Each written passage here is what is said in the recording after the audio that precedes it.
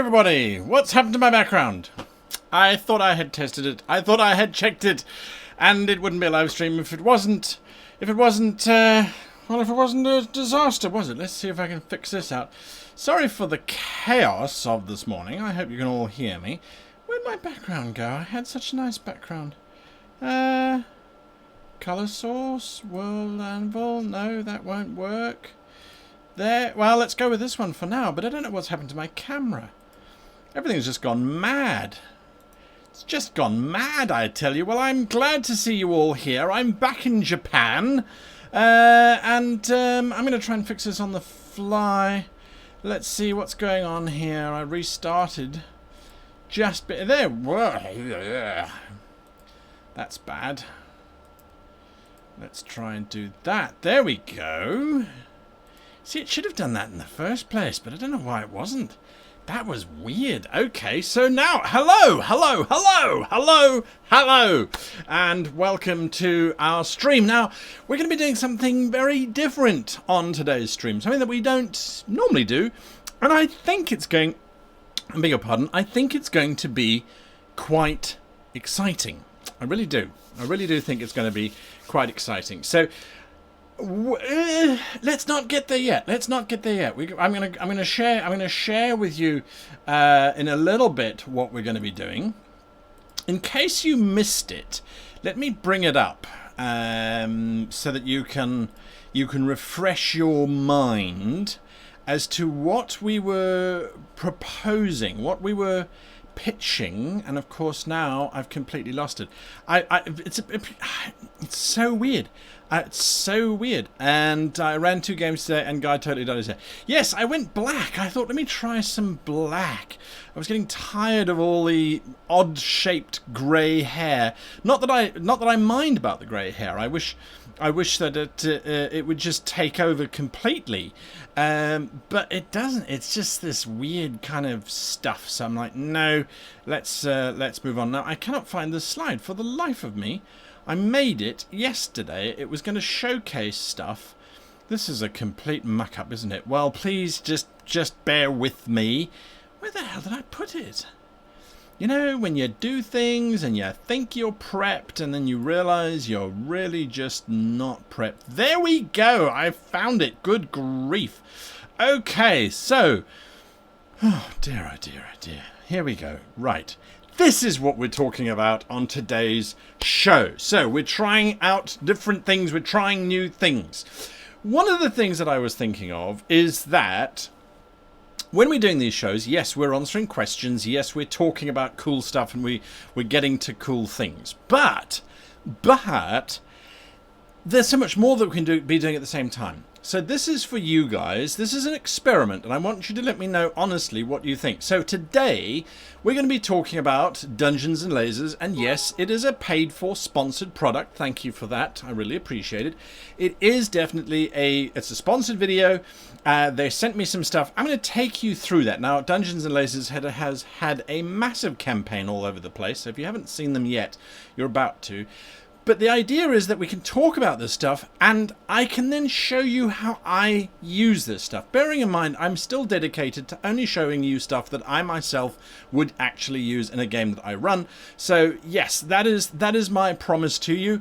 That is my dedication to you, is that if I don't use it, I'm not going to show it. And I'm going to show you how we're going to paint these Dungeons and Lasers with 3 paints and 1 paintbrush.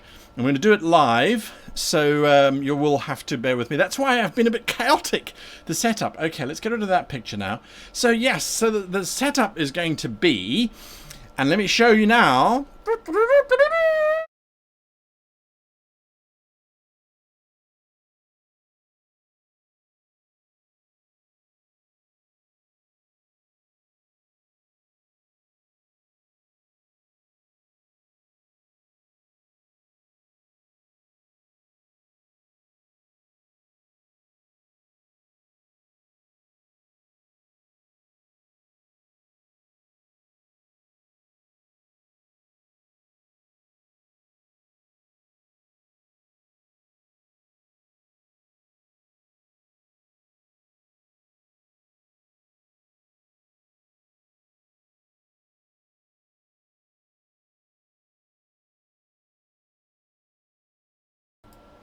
Right, I'm back. No sound. You see what happens? You see what happens? You rolled a natural one. Okay, so the camera's shaking because I'm using a rubber band to hold the second webcam in place.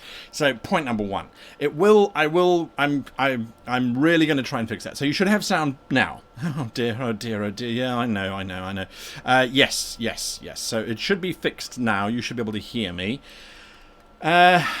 Yeah, Game Master's Vault, we definitely do.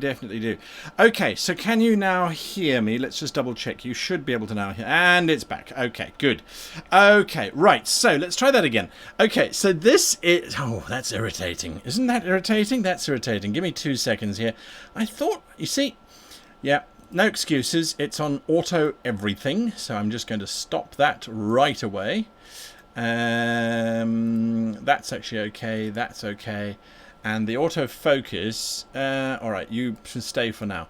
Okay, so this is what the demo box looks like, what comes in the demo box. It's a couple of little pieces, and their whole idea is that each of these pieces are actually, you can actually pull them apart really easily. Why is the autofocus taking so long? What is it finding that's brighter to focus on? Look at my horrid fingers. You can see I've been painting this morning. Because I have prepared something for you in the oven before we started the video. Anyway, so these are the pieces, and they've got this sort of snap-together system, which it does work. It does work fairly well. They're a bit tight. Very tight to actually get in there. Anyway. So, as you can see, yeah, I'm struggling a little bit. But the detailing is spectacular. Now, these are the demo pieces that they sent. Let me go away from that one. Let me go to this one now. All right, so here, this is a terrible first product demo, isn't it? So this is called Dungeons and Lasers. This is the demo box. And this is what they sent through to me. Now, whilst I'm talking about this stuff, please feel free to ask your questions. I am still going to be answering your questions. We haven't abandoned the entire live show idea. We still will be answering questions. So if you have questions, ask away. And not just about this particular product, but about role-playing in general. And remember to put a giant word question in front of it. I will answer those questions whilst taking you through this. So... I see some questions coming through already, which is great. So this was the demo that they sent me. Obviously, it comes on sprues like most plastic stuff does. The sprues are incredibly robust. It's a demo, so don't get confused as to why there's science fiction stuff. Let's do that. There's science fiction stuff, there's medieval stuff, and there's even sort of some weird, wonderful alien type of stuff. And on the other side, of course, the reverse is the same as well. So don't get confused, don't get worried going, wait, do I get alien stuff and normal stuff? But anyway, I mean, that's because it's a demo. So let me hold it here. So really cool alien tech on the one side and then medieval stuff on the other. And you get wall pieces and you get floor pieces. And then the exciting thing, or at least as part of their system, is that you get these holes in the wall. You can see there, you get these holes which you can then put extra detailing in if you really want to customize it, I suppose. So those are the fundamental pieces that came in the set. And we're going to talk about how I'm going to paint those using just 3 colors in a little bit. But let's go to some questions first. White Tiger 225 says, have a campaign that is one big tournament arc. Okay, how do I do it so that the players can lose once in a while and still have a chance to come out on top? And any tournament pitfalls I should be wary of? Okay, so tournaments are a lot of fun, simply because obviously you've got this progression tree. But remember, you can have people disqualified for cheating. You can have people disqualified for no longer existing. You can have people disqualified. Well, you can have people disqualified. So if your players make a mistake, if their characters don't get through to the next round, there's always means of pulling them in. You could also have the idea that for the first few stages where you're willing to let it go to chance, that it's bigger pool. So the players might fail in this one, but if they succeed in that one, remember there's always the third tournament where even if you lost in the first two, you can make it up in the third one. So you can always sort of add in those, oh, there's a gap, and that means one of our previous losers can come back in again. Let's see who it is. You know, so there's ways of driving players to come back into that space if they fall out. So that's definitely something to have a look at. And of course, tournaments can become boring if players are not contributing, if each player's character is not contributing. So watch out for that. Honorable 596 says, have you ever had in a series of unrelated ideas when creating notes for a campaign setting or series of settings that either blended so well or didn't create an unbearable problems and caused you to roll them all into one world? Well, I think that's pretty much how I go about world building, is putting disparate ideas together and then refining them and looking at them and saying, well, does this work and does this not work? I think the most important thing is always to try and look at the idea and figure out if it fits with what you are trying to say, what you are trying to do within your world. So definitely look into questioning whether the idea is going to work or not. Writing Machine 123 says, any advice for starting a YouTube or Twitch channel about writing stories? Writing stories, how do you do it so well? Well, in terms of today's video in writing stories, well, actually, you see, YouTube videos, well, starting a channel is a major challenge in terms of your time. It will take up a lot of your time if you're going to do it seriously, if you're going to do it consistently. My first piece of advice, if you're going to start a channel because you love sharing information with people. And if you don't love sharing people, if you just want to become famous or you just want to get whatever it is that you think you're going to get from starting a channel, if your first goal is not to help share and bring delight to others, it's not going to work. That's the bottom line. There are people who go because they want to make money and they capitalize on that. I can't see them having fun. I really cannot see them having fun. So, okay. Right. Let's see. Next question. This is an example. Thank you, Adrian, for putting up that example of how to do questions. Eric Ezil says, is this focused heavily on the components like laser printing, or does it have a system setting attached to it? Are you talking about the stuff down here? Let's go back to this camera. I promise you it won't be so shaky next time. It's just because I'm moving. That's why it's shaky. Okay, so we have to talk about this little figure, because he appears.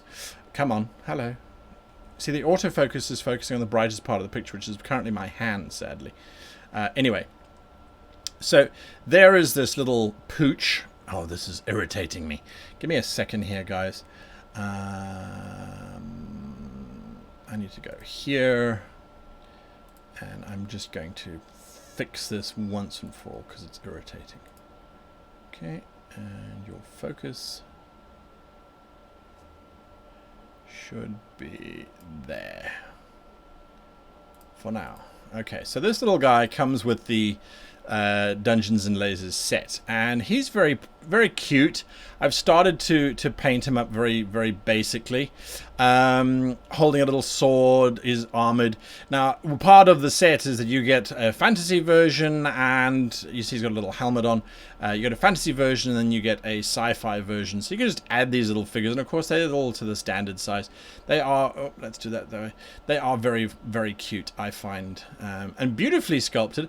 Now, part of their whole thing is that they say you don't require glue, they just sort of clip together. And yes, they do, but I wouldn't rely on not using glue. So he hasn't got any glue on him, and I think if he gets dropped, bits of him are going to explode, I think, personally. Okay, so the system itself, okay, focus, now I got to go back. The system itself is just a system. There is no setting or anything that goes along with that. You can use it as you so choose. You can make up your own stories, etc., etc. So this Xeno wall, for example, which I think is super cool.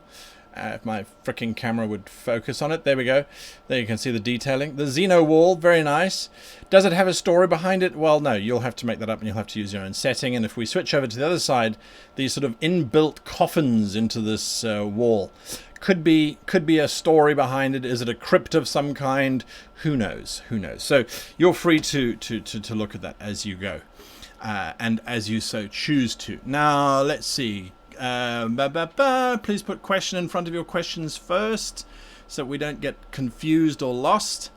Chance Knight says, I have wondered what sort of prep you do for NPC voices, and if that's different if you know players will be interacting with more than one NPC in a single scene.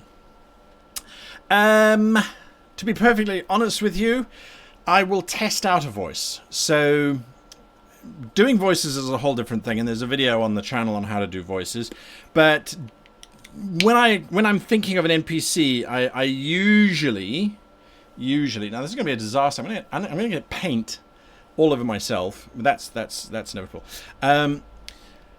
When I do voices, I might say, let's see, maybe we should go with pseudo French. In which case, then I will go and watch as many films as I possibly can where there is someone who is speaking with a French accent, and I will try to see what it is exactly that makes them sound particularly French, and I will try to hold that on. I will also try to make sure that I can use it without thinking too much, insofar as it is just part of the way in which one's mouth must move. I try to find also the way in which they talk about, or in which way they use words, specific kinds of keywords. We starting to drift there already. So I practice a lot in terms of that, especially in the shower. A lot of people in Japan think I'm completely nuts because they'll see me walking down the street, busy having a conversation with myself, going meow, blah, blah, blah, blah, blah, or trying out different accents and things. So yeah, I practice them. And then I often think, when you're doing a voice for an NPC, what are the connotations of that? What does the accent mean for the PC? So, for example, what do we associate specific accents with? So, if we are doing a French accent, what do we think of when we think of a French person? And I think that is very much based on your cultural upbringing. So you can use whatever stereotypes and things you like. It doesn't. It's up to you. But does it send the right message in your head? You have to believe that the voice that you're doing is something that you can do for a while with the character, but also is going to add some benefit. A lot of people say, we're going to try and do voices, and we're going to try and make the voices sound amazing, and what can I do voices and that sort of thing. The only reason why I do voices is because I'm lazy. I like to do the voices to differentiate between NPCs, but you can differentiate it between NPCs just with descriptions and that sort of thing. Do you notice how badly I am painting this, by the way? This is really mucky painting, and there's two reasons. Oh, there we go. Sorry. I will get used to this one day. Focus, you... Why isn't it focusing? Why does it hate me? Let's get my hand out of the way. Usually that uses the brightest point of the picture. There we go. Look at the paint. It's all over the woodwork. I had never learned how to colour in the lines. Never did. Nope, didn't. And do I care? No, I don't. Okay, so that was that question. Next question. And remember, if I don't get to your... Oh my goodness, there's so many questions coming through. If I don't get to your question, just repost it. Please repost it. Do I see any questions? No, I don't see any other... there we go, Jack Linder. Okay, so I'm sort of looking around my camera. I've got to figure out the setup. I really do. Jack Linder says, any suggestions on a one-shot murder mystery, especially one where the victim faked their death for their own plot because they're the big bad? Yes. So I have done a video on running a murder mystery, and it's not... I don't want to say it's complicated, but you have to plan out how the characters are going to solve it at least 5 times. 5 different clues for every single action. So the character is stabbed through the heart. How do we know they were stabbed through the heart? Well, they were stabbed through the heart. There is a giant bladed shape in the middle of their heart. Okay, cool. How do we know that's 1? We need 4 other indicators. Maybe there's a giant bloody knife somewhere. Maybe there's a fountain of blood spraying up into the air. Never, never, never underestimate the ability for players to miss what you think is obvious and to completely focus on stuff that has no relevance. So you have to work out the entire chain of events that led up to the murder and after the murder. If this person is faking their own death, how are they planning on getting away with it? What are they doing? And how will you show those plans to the players? That's a thing that people forget a lot. They forget a lot. You have to show them how they are going to solve this. Okay, so that's an important thing. But go and look for that video on running a murder mystery, because it really, really, really, really, really will help. Now, I see Mark Miner is saying, "Oh, you should prime first." You could, but like I said, and this is where I hope you can see a little bit of my honesty coming through here in terms of these videos.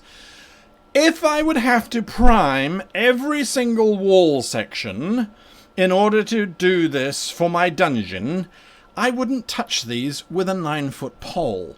I am not an artist. I am not someone who derives a huge amount of pleasure from painting 10,000 wall pieces.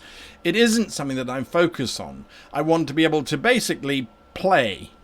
That would be my focus. So when they gave me this, when Dungeons and Lasers sent this to me, I said, okay, it's grey. That kind of works. I could leave it as neutral, but I do want to paint it just a little bit. So what is the easiest way I can possibly paint this? Bearing in mind that this stuff is going to get dropped, it's going to get thrown around, it's going to get looked at, it's going to get plugged into and out of it. There's a whole bunch of things that this stuff is going to have. You can prime it. You can then paint it beautifully. You can then, once you finish painting it beautifully, you can then coat it with a special varnish that's going to protect it. It's still going to get damaged. It's still going to get chipped, because you're going to put all of these things into a box and they're going to get put on a shelf. So painting it quickly is the goal. So I have now done with one color, and I am using cheap, nasty paint, okay, that you get here in Japan. You can get cheaper paint in other parts of the world, I know. So I have just done a very bad paint job on these components. I painted the stuff that's brown. This floor piece would be brown. I painted the wall pieces grey, and I've painted, I will paint this thing brown. Now, what you're also going to notice here is that I've got a little bit of water up here in the top, and maybe that's actually what's throwing my focus around. So I'm going to chuck that out just now. Right. No, there weren't 10,000 pieces in the demo box, but there are multitudes of pieces, and I can show you guys a video if you like that shows you how many pieces you can get. But again, think about it. If you want to invest in something like these, now that's the one thing, is that their price point is actually particularly good. It's all made in Poland by a Polish team. They ship anywhere in the world. Very, very well priced too. But its price point is particularly good in comparison to, say, other bits and pieces. So, yes. Now, absolutely, Mark, you are 100% correct. Acrylic sticks better with primer. Everything sticks better with primer. Primer would make life so much better. But it's an extra step, and it's an extra cost. I am trying to do this so that I buy the pieces arrive, it takes me 3 hours to paint 20 or 30 or 40 wall sections, and then I'm done. So I really don't want to go into all of that hassle, because for me it's a piece that I'm going to be using to tell my story. It's not the focus of my table. This isn't a diorama. It's a tool that my player characters are going to wander down and potentially wander through in the space of 2 minutes flat, or spend 5 months there. So yeah, that's what I would do. Well, that's my reasoning why I'm not doing it that way.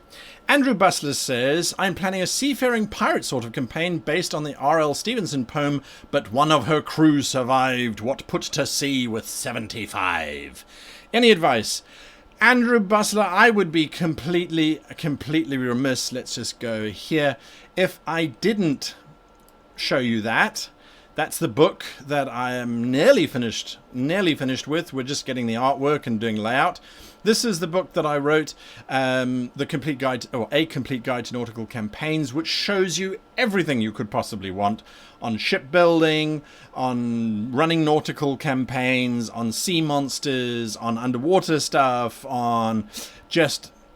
there's so much stuff in there. I mean, the book is about 140 pages long, and there's ships in there. It's 5th edition based, but again, as we were going through it, we went, well, it could quite easily be converted into Pathfinder 3.5, or actually any other system, to be perfectly honest with you. It is entirely possible. Okay. Right, next question is from Amaya, and there it goes, off the screen. Let me just bring it back. Amaya Maka 5. In relation to these sort of stick-together scenes, do you have any suggestions for these types of things without buying a kit? You know, I spent a lot of time, especially when I was younger. So I had lots of disposable time, especially as a student. I spent a lot of time trying out different ways of doing things, you know, polystyrene and trying to make my own wall systems and the like. And they worked. They each worked in their own kind of way. And it wasn't a major problem or a major issue to do it that way.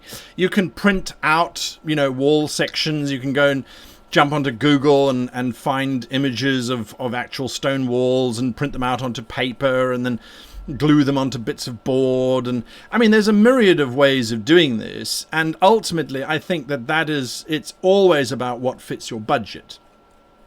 We used to make trees out of bits of grape, grape stems and cotton wool and the like. So you do a lot of this kind of stuff, again, as cheaply as possible. When one is a student, again, badly painted, roughly painted, that's all I care about.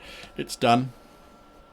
You know, you do these things on the fly, and they do work. But when you get to the point where you go, you know what, I've got $100. I think that's their price point for they call it a core set, which is a whole bunch of these tiles and things. When you get to that point, you go, okay, all right, now I think it's time to invest. And you've got a whole lot of options. I'm not going to name those options, but there are a lot of options when it comes to pre-generated scenery, pre-generated walls and the like. And sometimes it really is just easier to buy this kind of stuff and to go, right, well, it's done. So for someone like myself, that's why I'm saying the barrier to entry for me for this is the painting, the prep work, because I find I don't enjoy it. It takes a long time, and you go, well, is it really, is this what I want, or am I willing to spend maybe three times the amount to get something that's already pre-painted for me? Now, there's a problem. With pre-painted, I now can't customize. And that's a weird paradox. It's like, well, I want beautiful bits of terrain, but I also want to be able to change it. But I don't want to have to actually do any work changing it. So that's why this video that's why I'm doing it today, is I'm showing you, this is the cheap, no, well, not the cheap. It is the cheap, because it's like, okay, I've bought the kit. I don't want to spend thousands on paints, because you can. And I mean, there is a huge difference between using acrylic, cheap acrylic, and model paints. And it's the refinement of the inks and the coloration and the way that it sticks to stuff. There's all that kind of stuff. So for me, it's like, no, let's do this simple and easy and cheap. So, as they say, now that we have painted the walls very roughly, we'll put them in the oven to bake for 45 minutes. But I've done one beforehand, so I can show you what it's like without you waiting 45 minutes. So I'm going to move it out of the way. It is acrylic. It is going to dry really, really quickly. I mean, that's the beautiful thing about acrylic in one sense. Where can I actually put these? You see, when you don't think these things through, you go, "Oh, that'll be a nice idea for showing people stuff." Listen to the sound. They are very robust. That much I will definitely say. Okay, I'm going to put these down. I'll be right back. Okay, I'm back. Did you miss me? I didn't. So I have prepped some beforehand where I went in, you paint the grey and then you go in and you paint the brown stuff, right? So I have done that already. Again, just super simply. This is 2 sets that I did because I want to show you how quickly we're going to make them work. Now, if you want full breakdowns of this system in terms of more detail and that kind of stuff, WSD20's done them. You can find them on their own website, of course, as well. So bear that in mind. Put it on top of the paint. And yes, this is what I do, by the way. I put cardboard down on my surface and then I just put the paint straight on the cardboard. You're going to see why in a little bit. Right, so next question. Lance Pickett says, question, demo or multitasking or both? Probably failing epically. You guys must tell me what you think. Catherine Bischoff says, I'm running a sandbox character building in 5th edition. Class requirements remain to choose a line like Paladin, Ranger. Magic is somewhat limited to only one style, Cleric, Wizard. Thoughts? I'm running a sandbox character building. Okay. Class requirements remain to choose a line. Maybe I'm being a bit silly here, Catherine, but I don't understand your question. If you're limiting it to choose a line, one style of cleric. Look, whenever you limit stuff, whenever you reduce it, whenever you say to players, no, you can't, you always have to ask the question, why? Why is that the case? Why are you doing that? What is the reason for limitation, and what are the benefits that you are going to add in terms of that? Because I think that's important, is quite literally what benefit do you have of limiting it? Is it narrative? Is there going to be compensation for it? Why do you want to do that? That's something definitely to bear in mind. Andrew Basil says, I want to play a bard, but I'm not particularly musical. So off goes the question. Want to play a bard, but I'm not particularly musical. So I think the role-playing would be challenging. What are some role-playing tricks I could use? Well, Andrew, who says bards are musical? It could be mime.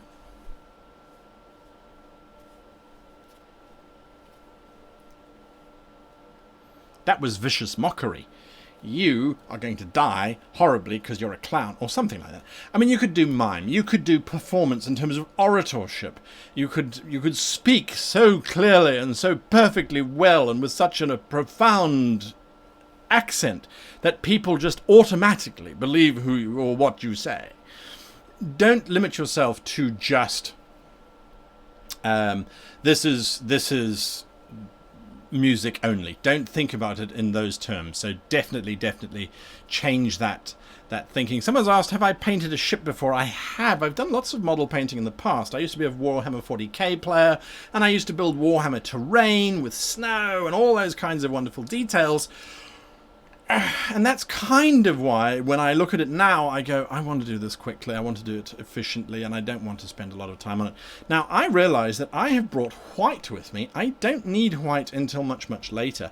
I need to go and fetch the black paint, which is in the other room. So, I'm going to play a video for you guys, he said, hopefully. And that will give me an opportunity to quickly run away, grab the paint that I need, and hopefully it'll also give you some better insight into this Dungeons and Lasers thing, because I think it's pretty cool. I don't know how long these videos are. 14 seconds, and 15 seconds. So that's not going to work. I'm going to play you a video anyway, and I won't be back in 15 seconds time, so when the video stops, I could loop it. I can loop it. Okay, I'll be back. Of course, it's not playing full screen. Why would it play full screen?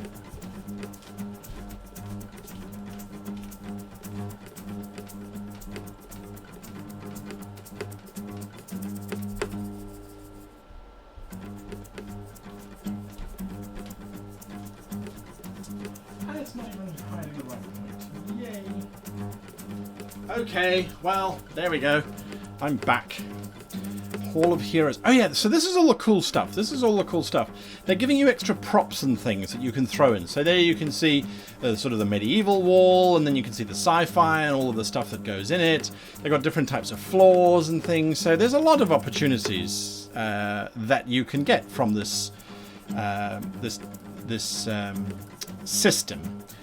Let's just have a look at this one. I want to see what this one is. Dungeons and Lasers will bring your tabletop adventure to life. One of the things, let me stand over here. One of the things that I think is very important is when you're trying to design this stuff, to just start building leads to chaos. So as you can see in this video, Dungeons and Lasers will bring your tabletop adventure to life. Draw it out first and then sets sort of of walls and floors that will allow you to recreate your map. Okay, so let's get rid of that. All right, there we go. That was subtle. No one noticed that I left. I think not. Chance Knight says, when does the Nautical book come out? I'm running a seafaring campaign at the moment and trying to keep my PCs in ruins and the city until I can pursue your ideas or peruse your ideas. Chance Knight, I wish it would come out sooner rather than later.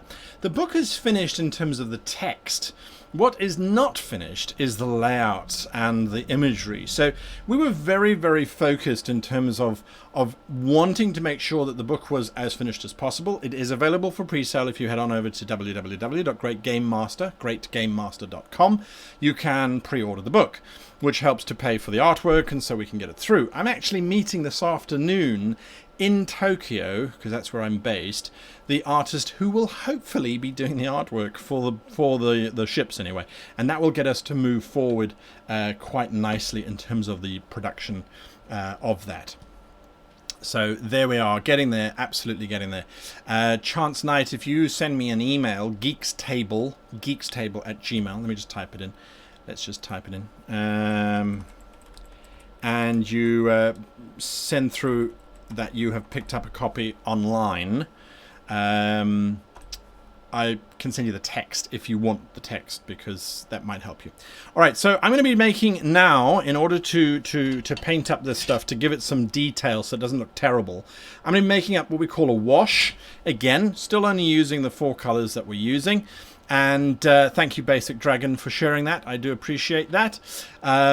So we're going to make up a wash, and for that I've got a little tub of water here, but it's too much water, so there we are. About half should be right. Make sure to drink the right water and not the wrong water, as that would be very bad. So for a wash, what we're going to be doing... you forgot to point... Wait, what? Anyway, all right, so for a wash, we're going to add just a splodge or two of black. Just a little bit, just a very, very little bit.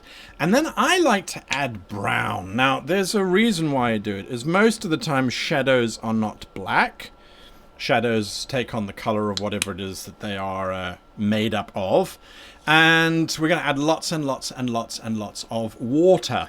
So this is, now again, remember the goal, if you've just joined us, the goal, let's just do it here so you can see what I'm doing. I'm just mixing it into the water.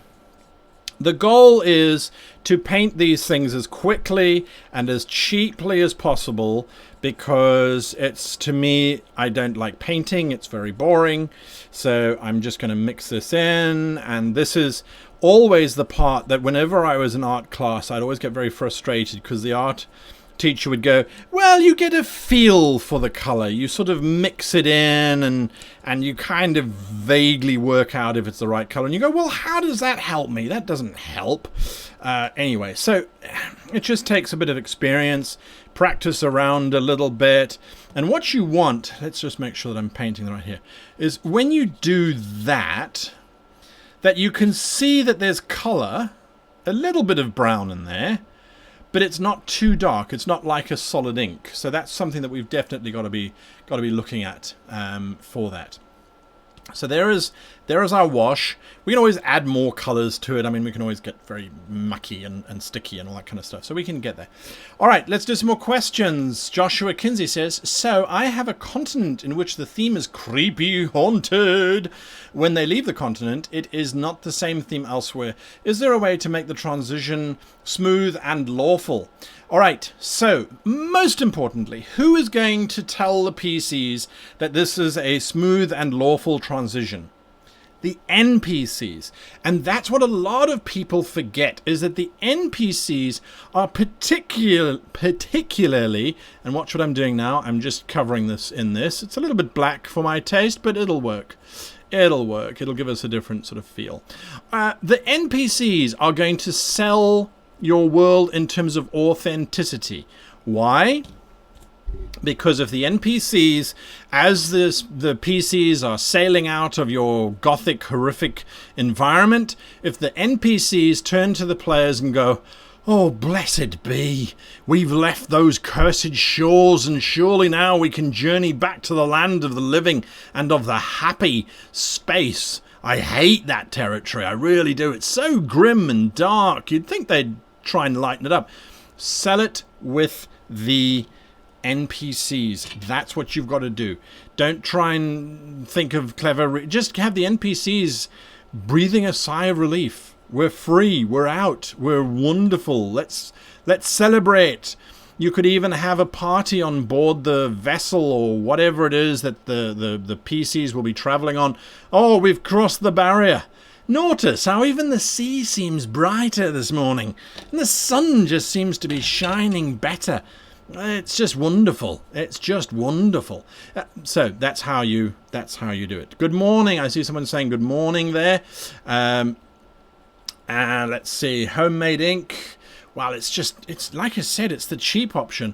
It really is. So, but look at what happens. So we've got this rather nasty out of focus. I really need to solve that problem because it irritates me. I'm so sorry about that. We've got this out of this very dull grey. Hello, look at my horrid fingernails. We've got this dull grey, very badly painted thing. I'm just going to do that. And look at how almost instantly, and now this is basic wash theory 1010101, but look at that. I'm just letting it pool in the areas. I don't really care, but suddenly the flagstones are popping out. So we're going to do that for everything.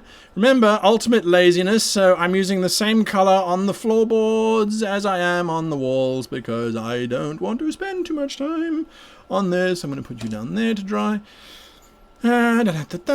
Next question. My question is too long to ask. Okay, Catherine, could I suggest then that you head on over to discord.gg, discord.gg/greatgm, and you can join our Discord there, and then you can ask very long questions.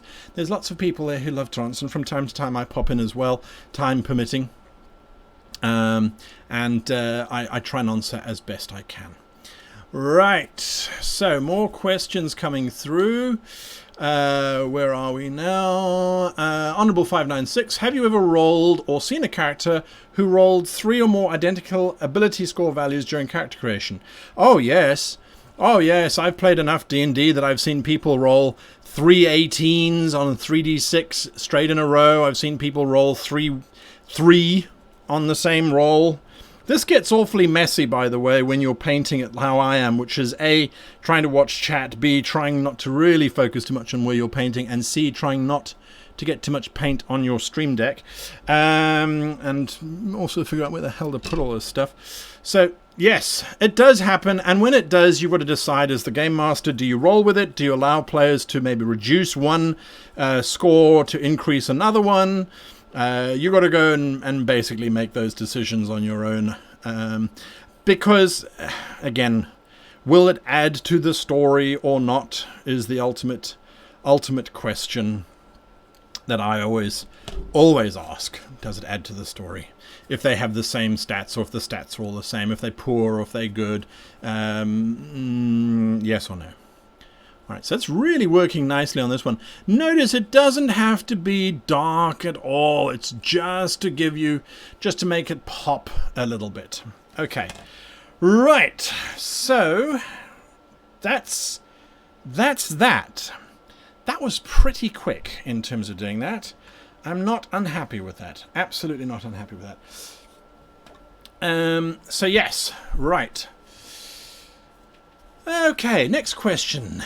Dragon says, your player has a romance with an NPC, and the NPC's story is over. Like Bron, he got some land, a title, a castle, and pretty half-elf paladin wife. Situation arose where he can die, death or not. I don't think PCs ever truly leave the story. Again, Bron is a good example. He kind of came back in Season 8... No more spoilers. I think it's too late for that now anyway. He kind of came back but didn't really do a hell of a lot, did he? So, but I think there's a whole bunch of reasons for that.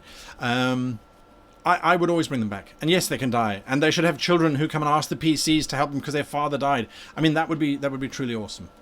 Andrew Bustler, PCs will not be officers. They will be at the mercy of the captain, but the ship is explorable. Thoughts? Yes, you know, it's always an interesting one, Andrew, when you are running a ship. Now, this is whether it's science fiction, whether it is fantasy, it doesn't matter. If the PCs are not in charge, it gives them a huge latitude. The challenge that you have is that you then have to make sure that the PCs are going to respect the chain of command. So if there is a captain and the captain says, I want you to go and explore that planet, or take a boarding party and go and explore the cave, that the PCs respect your NPC enough to then want to go off and do that. If they start disrespecting the captain is going to have to take measures whereby they then say, right, you're not respecting my authority, you're off the ship. Go. I mean, that's bad. So it's about prepping your players, saying, okay, your characters are going to be aboard a ship, they're going to be doing this, they're going to be doing that, they're going to be doing whatever it is that they're going to be doing. But just respect the authority of the captain. And then let them go and explore and let them go and go and do that sort of stuff. Okay. Where do you purchase your book from? This is the pre-sale. I'll put it in here. GreatGameMaster.com. There we go. GreatGameMaster.com. So you can pick it up there. Elizabeth Russell, how would you recommend running a game with a child PC? A child player character?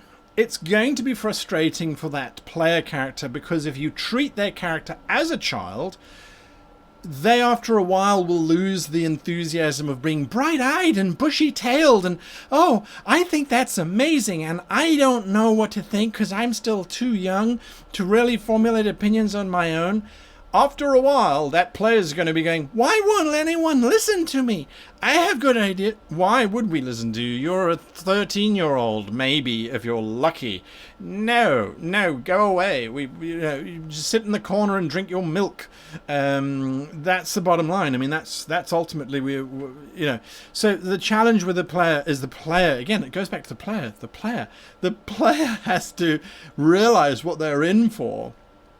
And they have to understand that they need to embrace that and then use the opportunity that then affords them. Let's get out of that one. That it's going to afford them to then explore those different opportunities. So I think that's very important. That's very, very important. Is to always make sure that the player understands what are the implications of being a kid. So there. Right. And proceed to beat the devil out of it. Bob Ross. Yes, Bob Ross. Absolutely, absolutely amazing. Right. Anything else? Any other questions coming through? Nicholas Watson, I'm going to answer it because it did pop up at the bottom down there. But again, please remember to put the word question in front of your questions. What are your thoughts on the Compendium of Secrets book, Unearthed Arcana? Look, I will be perfectly honest with you. Generally speaking, I have never kept up with all of the supplements and the rule books that have come out for a specific reason. If they don't contain rules that I think are going to be valuable to me in my game, I I don't need them. If the players want to play characters from those books, then that's fine. If it's an official release, that's okay. But I very seldom will rely or allow homebrewed stuff that I haven't been involved in. I made that mistake recently, a couple of years ago, 2 years ago, 1 year ago. I made the mistake of allowing characters that came from homebrewed material, which when I read it initially, it worked really well. But once we got to higher levels, things just fell apart and it was no longer entertaining for the player or for me as the GM. I'm going to pack these away because we're going to let them bake for 30 minutes. I've done some beforehand. Do you see how much I prep? So who was asking that question about who I want to become a YouTuber? What have I got to do? There's a huge amount of prep. Apparently I didn't spend enough prep on the video material, but that's a whole different kettle of fish altogether. I'm just going to put it down quickly. All right, so you leave those to dry, and the most important thing with these, let's just go back here again. The most important thing is that they're very wet. They are very, very wet. If it's not dark enough, you can do it again. You can do it again. Don't do it so often, though, that you actually wash the paint off, because that would be bad. That would defeat the object of painting them in the first place, all right? So, yeah, all right, so we're going to put those aside. And just let them dry for, it depends on the humidity and the environment that you're in and all that kind of stuff. So anyway, all right, so we're going to get there. As you can see, I've prepped beforehand, so these are now dry. I went a little bit browner, as you can see here. So you can see that wonderful brown sort of stuff that's happened in the background. Sometimes it's very subtle, so in this case, very subtle, still there. Of course, you're also seeing these, and this is something to bear in mind, I think, is that you are seeing these at a point that no player would normally see them.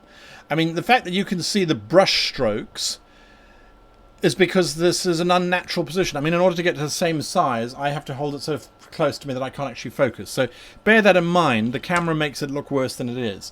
I mean, it's pretty bad because it's me doing it very, very quickly and we're not finished yet. But you can see that the brown is now in there and it's starting to give it a little bit of definition. We're going to do the final step, which is going to get us to the end. And if you think about it, it's been an hour. We've prepped about 12, he lied, about 5 sections of wall in an hour, whilst answering questions at the same time. So I think I think we're not doing too badly in terms of prep time. Always double check the liquid that you are about to drink before you drink it when painting. This is a friendly, helpful tip from your medical association. Most paint won't kill you, but sometimes we like to use the older paint which did contain lead. And that's bad. Now, next, Cameron F says, what one mistake have you made as a GM that you learned from the most? The one mistake that I have learned from the most as a game master is making my NPCs always have an angle. My NPCs always used to have a twist. Even if it was a blacksmith or if it was a person riding a cart, or it didn't matter, there was always an angle. And I did that because I thought I was being clever. I thought it was going to make life for my players more interesting by, oh, look, the cartier is actually an assassin from the strange guild and he's now betrayed us. No. That was my biggest mistake. And I GM'd like that for quite some time till eventually one of my players stood up and said, I'm sick of your NPCs. They're always lawful neutral, not lawful neutral, always lawful evil, and they always have a plan, and it's enough. So I consciously started to develop my NPC system of plotter and fodder, which you can find videos on the YouTube video channel about that. But yes, that was my biggest learning point, was sometimes NPCs just have to be nice because there are humans that are nice. Dead Aussie Gamer says, are you keen for the Ghost of Saltmarsh finale? And can Jagsy live? Since it was asked by the player who plays Jagsy, Jagsy can live if he does smart things, and he will die if he does stupid things. Currently, he's probably more likely to die than survive, since he boarded a ship with only one companion, and the ship is full of people. Anyway, that's all good. I mean, that's why it's going to be fun, right? No, we'll see what happens, and I really am excited for the Ghosts of Saltmarsh finale, which comes to your screens on Saturday night at 6... No, I lie. Saturday afternoon, 1 p.m. Pacific time on the D&D Twitch channel. That's twitch.tv/DND, so you can have a look there. All right. Yes, it is our finale, and then we're going into season 2. So tomorrow, well, it's tomorrow for me, but at 1 p.m. on Saturday, we will reveal season 2 and what's going to be happening in season 2. Should be a lot of fun. Next question. LV Player Cliff says, a modern setting, magic is accepted and commodified. Okay. Extra shot of charisma is in my ventilate. Ah, interesting. Not quite cyberpunk, but cause from large influence. Thoughts on Nemesis type for this setting? I have immediately two thoughts. When you start talking about future and you start talking about or present day and magic, there are immediately two routes that you can take. One, of course, is that there is a magician who is trying to gather up all the magic for themselves so they can deny it. Another one, and this is just popped into my head, corporations who are trying to find the genes that cause magic to be usable so they can commercialize that. And then the third one, of course, is a religious nut who is trying to destroy magic so that it will go away. That is an entirely viable other option too. So those are the three big ones that I look at, of course, and then you've got all of the little minions who'll be running around using magic to control stuff and do all of that kind of wonderful, cool shenanigans. Let's put it that way. Shenanigans. Right. Next. What homebrew materials, this is Nicholas Watson, what homebrew materials have you used previously, if there is any solid source? In terms of homebrew, usually it's my own. Usually it's my own, or it's what my players have brought to me. So with Ghosts of Saltmarsh, for example, we said, right, let's play the Sharkan. What are the Sharkan statistics? What information can we add? You know, how do we develop this as a race? So together, the player and I then worked out the Sharkan statistics and all that kind of cool, fun, and exciting stuff. And that worked out really well in terms of creating this interesting race. And one that I think worked quite well, because we were both committed not to creating a super powerful race, but to creating a race that was interesting and exciting and different to play. So what I'm now doing, for those of you that don't know the basics of model painting, I suppose, apart from the ones that I've already broken, is I'm now creating what we're going to be calling, or what is called basically your highlight layer. And again, the fastest solution possible, not necessarily the most beautiful solution possible. So I've mixed in some white with that grey that I was using previously, and now I'm just sort of spreading it around on the cardboard, waiting for my brush to become almost sticky. I want it to not have paint on it almost, but almost yes, but almost no. So by doing this, it becomes very tacky, it becomes very sticky, so that I can then do this last technique, because the pieces are now ready. They've had that sort of ink wash on them. So all I need to do now is create highlights. Now, at the moment, they're reflecting in the lights of the studio, so that's why they look like they sort of shiny, if you will. They're actually not. They're quite matte under normal lighting conditions. Yes, balance is one of the GM's primary jobs, absolutely, and that's where homebrew always runs the risk that balance might go out. So if the player is amiable, if the player is willing to alter as they become too powerful, then I'm a little bit more open to homebrew. Next question. Damien Otter says, how would you deal with a player who often makes detailed character that doesn't fit the world? My friend likes creating characters from his own setting, which doesn't blend well with mine. Damien Otter, there is only one solution, and that is simply to tell your friend either they create characters for your world, or you will create characters for their world. but they can't continue doing what it is that they are currently doing because it's disrupting everything else. You sometimes just need to be frank. It's as simple as that. That's the bottom line. That's the bottom line. I can't take it any further than that, I'm afraid. That is just that is where it is. Okay, Schrodinger's paintbrush. Will it paint or won't it paint? Now, the paint is definitely sticky because I've been talking a lot. So it's ready. We're gonna just and so you can see it. I'm holding the paintbrush right at the tip, and there's a whole bunch of different techniques, but this is one that I've found the easiest. We're going to dust.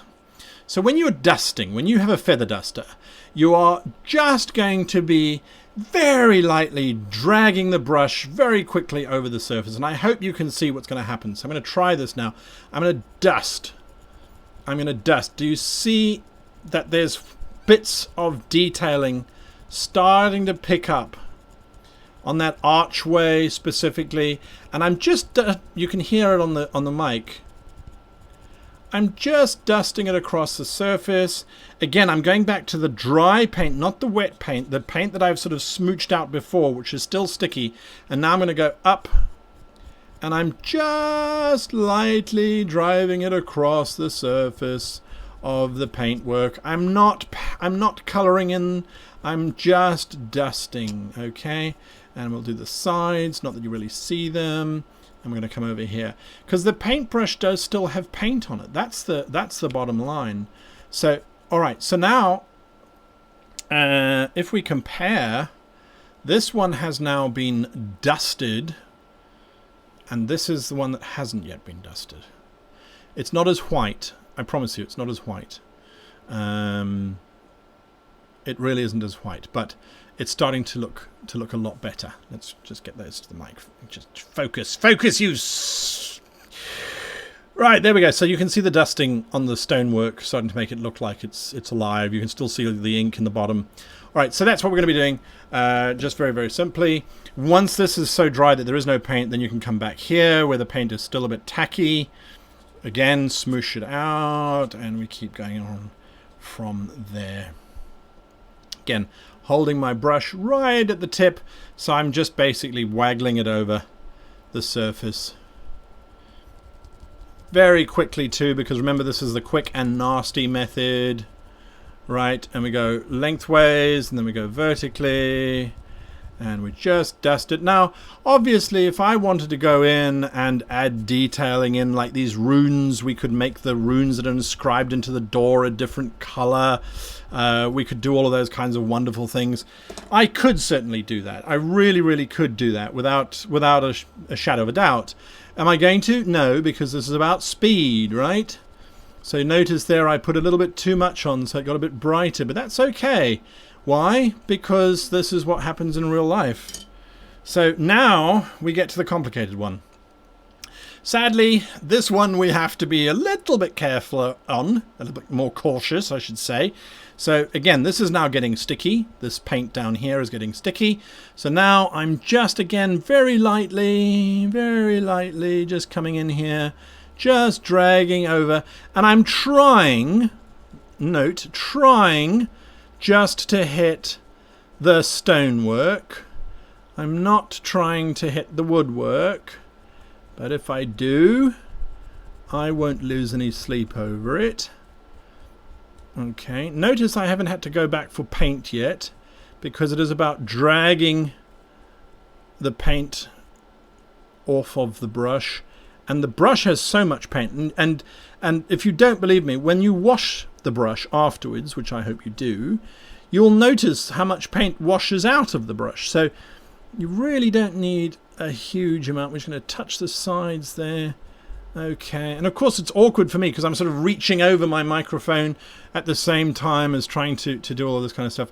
Next question. Andrew Bustler says, what is the Discord server info? The Discord server info is discord.gg/greatgm. Go and join that up if you want to join our community. We've got several thousand members. I think we're on 3,000 now. So that's a nice big number. So come and join us on that one. Right. Next question. Is there going to be a painting tutorial series on the horizon? No, I would never do that. I don't think I am nearly a competent enough painter at all to do that. I don't think anyone would want to watch that either. I think that that would be very catastrophic, as a matter of fact. But again, thank you, Basic Dragon, for sharing that. This is about why and how I would use Dungeons and Lasers, the product that we are talking about today on the show. And this is my quick and easy way to painting them so that they look slightly more interesting than just the grey. But again, you know, a lot of people, for me, the barrier, or for them, the barrier to entry, I'm literally wiping the paint off of the brush onto a piece of disposable cloth, and there's a reason for it. A dry brush is what you want when you are doing dry brushing. That's why it's called dry brush. Well, it's one of the reasons. But yes, the idea is simplicity. So we're going to just put some brown down because we have the last phase to do. Let's see. Next question. No more questions. Oh, okay. All right. Well, that's fine. Oh, someone asked, how do you deal with protagonist syndrome? Protagonist syndrome. I'm going to say, Jake Pearson, I don't know what protagonist syndrome is. Would you please share? Please let me know. What is protagonist syndrome? Is that where the protagonist becomes the most... well, the protagonist is the most important person in the story. I'm not sure. Just expand that a little bit for me, if you please. Just expand it for me a little bit. Turkey Sloth says, have you ever rolled a stat line in which every stat contained a 1 or a 6? I had a character who had at least 1 6 on every stat roll. I can't say that I remember that coming to mind. But, I mean, stats, right? Statistically, you should get all sorts of weird and wonderful combinations. So, yes, I suppose it's possible. Without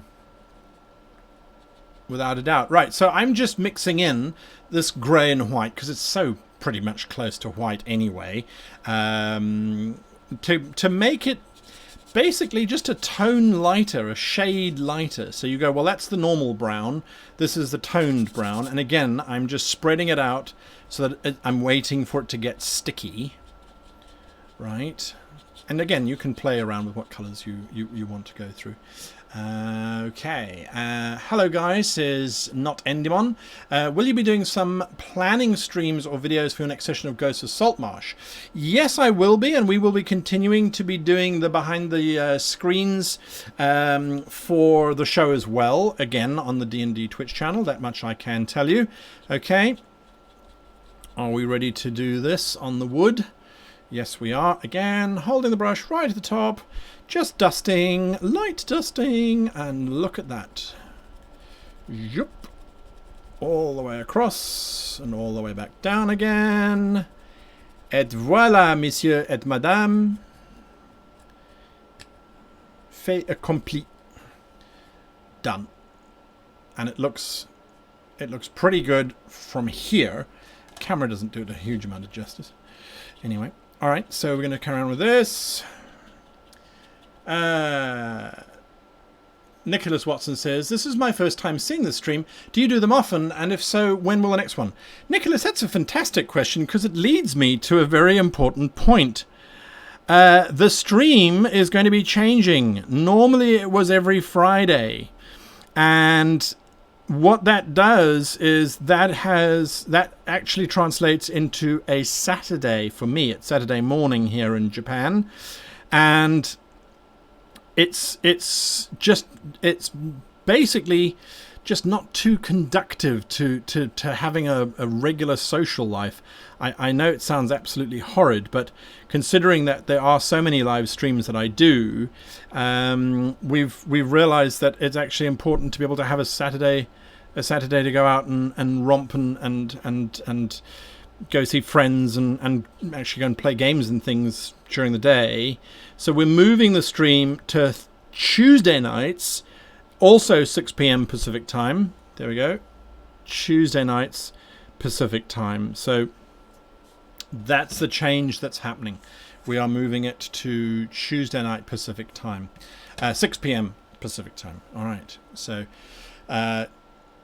Thursdays, says Terranatum. Thursdays. No, we said Tuesdays. We said Tuesdays for a reason.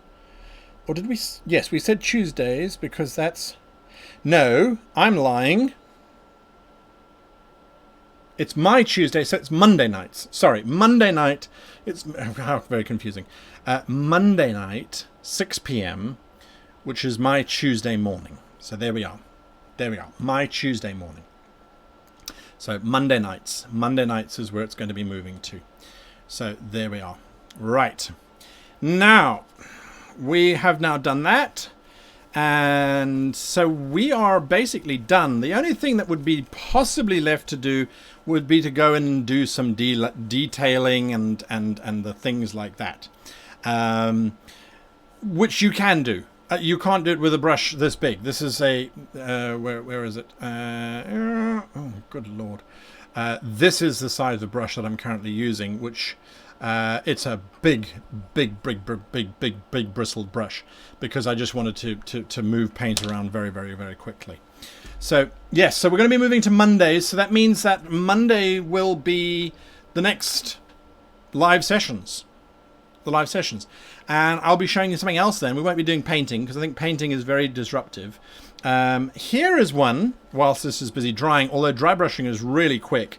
Here is one that I did earlier, which I have to admit the camera doesn't do much justice for because of the lights shining off of the cheap acrylic that I used. But you know what? Considering that I painted these up in a few seconds, I'm not unhappy with that. And remember, I mean, now what we can do is they've got these really cool little stud pieces, right? Which you can actually, so you flip it over, and then you can put in a piece if you want. Let's extend. What should we do? Let's extend the corridor here. So I'm going to clip this in place. He said. Now this was the one thing, is that the clips are very nice. They're very robust. Nothing is going to break here. And the challenge is that sometimes they're too robust. All right, so I'm going to try and clip that in place. Right. So that's now freestanding. And of course it would look a lot better if they hadn't printed both the alien and the wooden textures on at the same time. But it's a demo piece, and I understand why. So now we can then take this piece and we can clip it in here. I saw someone else doing a video on this, and they were saying how usually for corridors they will leave one wall free so that when you are then moving your figurine around, you can get in there and you can move them around without too much of a hassle, which I think makes a lot of sense, because when I slide that in place there and that in place there, and then let's put where's the lock?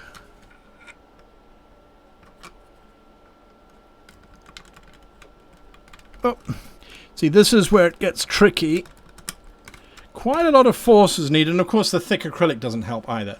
So when you're then trying to get your if you've got big fat hands like I do, sometimes it's difficult to get your figurine in there. Now of course it's a dog. I do have other figures somewhere. Give me a second. I'll be back and I'll answer some more questions shortly.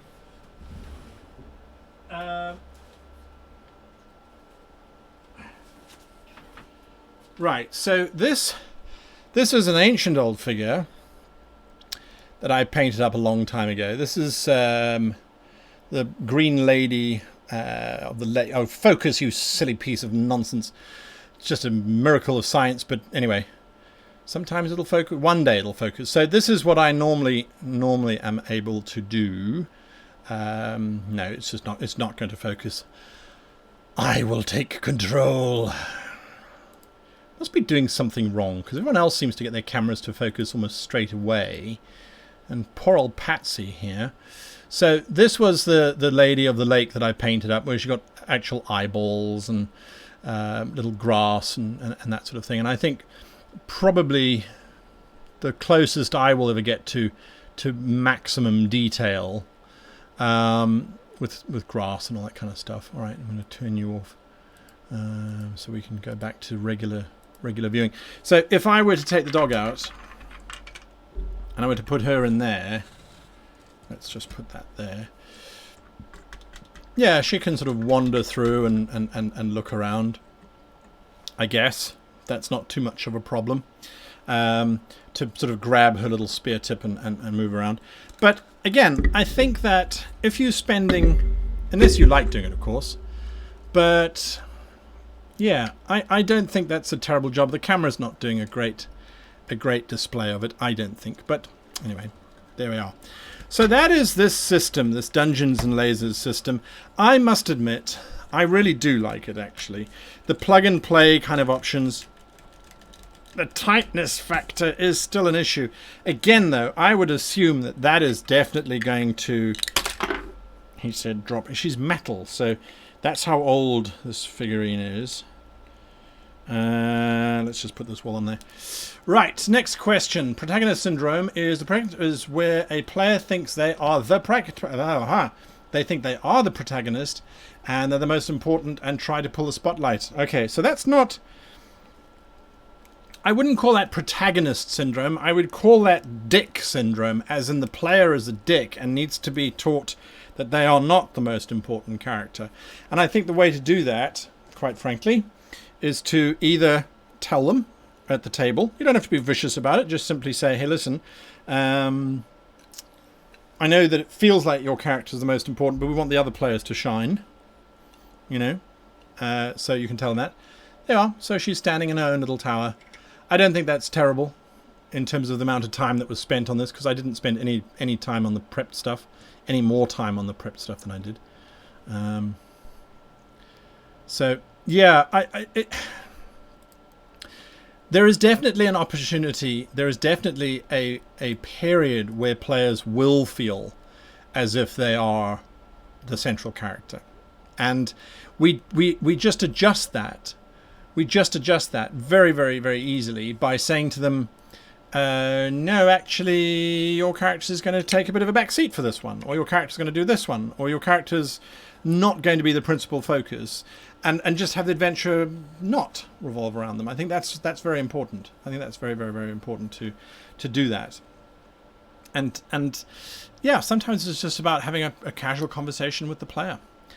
Right, Space Hulk in 3D. Yeah, look, I mean the sci-fi options are pretty awesome, and we can certainly paint up these sci-fi bits and bobs at some point. I certainly don't think that would be a problem to do. I mean, these alien ones are pretty cool. Now, when you get the set, you can choose aliens, you can choose regular sci-fi type stuff. You can obviously choose your fantasy. So there's a whole range of stuff that you can go through, that you can choose from. And of course, these absolutely like oh god, it's not going to focus it. There we go. Look at that. Wow. Okay. There he goes. This one, obviously, you're going to paint up a little bit. You're going to have to spend more time on, so that the camera doesn't focus on it, because it just doesn't like you. There we are. Anyway, yeah, these gorgeous little characters, these gorgeous little creatures. So I'm going to share up a link for you guys to have a look at. I would really appreciate it if you did, because I think of the systems that I've seen in terms of 3D terrain, I think this is pretty good. I think this is pretty damn good.